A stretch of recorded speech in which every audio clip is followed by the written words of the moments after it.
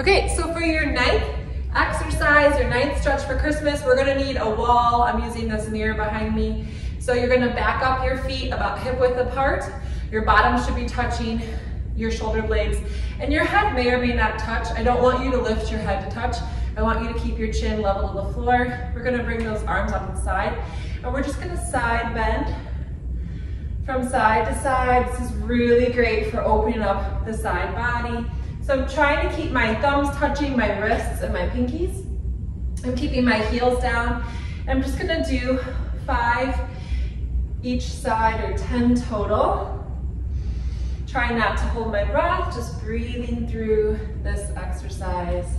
And you don't need to go as far as I'm going wherever is comfortable for your body. Just make sure that you keep those hips nice and stable, like you're in quicksand, or not quicksand, like you're in cement. So keeping those hips still and like you're in cement up to your hips, okay? So after about 10 of those, or 5 each side, you're gonna open your feet about 2 feet apart, and you're gonna do it again. So here's 1, breathing, 2, keep the ribs down, pull the head back, thumbs touching, wrists, 4, 5, 6, keep those shoulders down and relaxed, 7, 8, 9, and 10.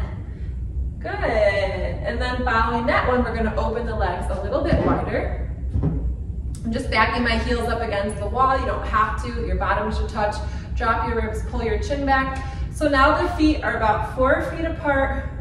We're gonna do 10 more total, or 5 on each side. Keeping the hips nice and still. This is a little bit easier to balance because your legs are a lot wider apart.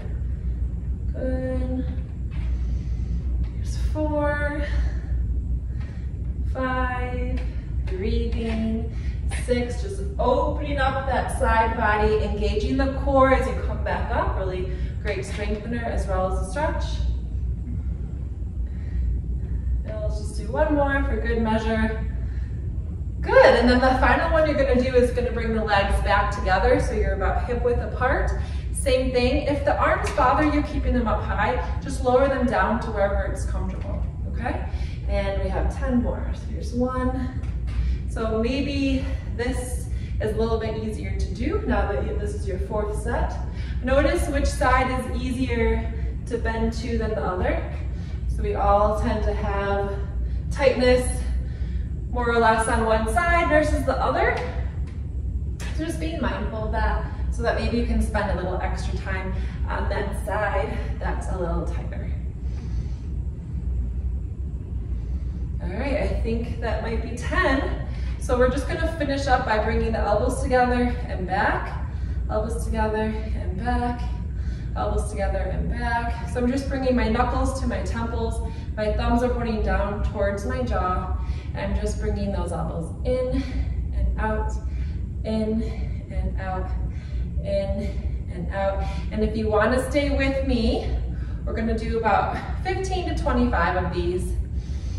You can also do these seated in a chair if you prefer, but the back has the support of the mirror, which is really nice to give us some tactile cues of how to stand up nice and tall.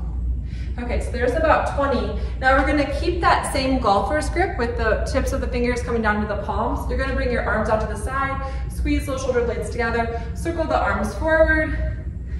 So very small circles, about 9 inches in diameter, keeping the shoulders down away from the ears.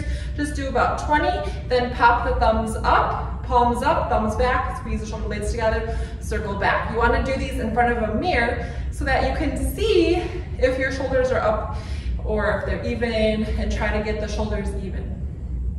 And 20. Nice job, that's day 9.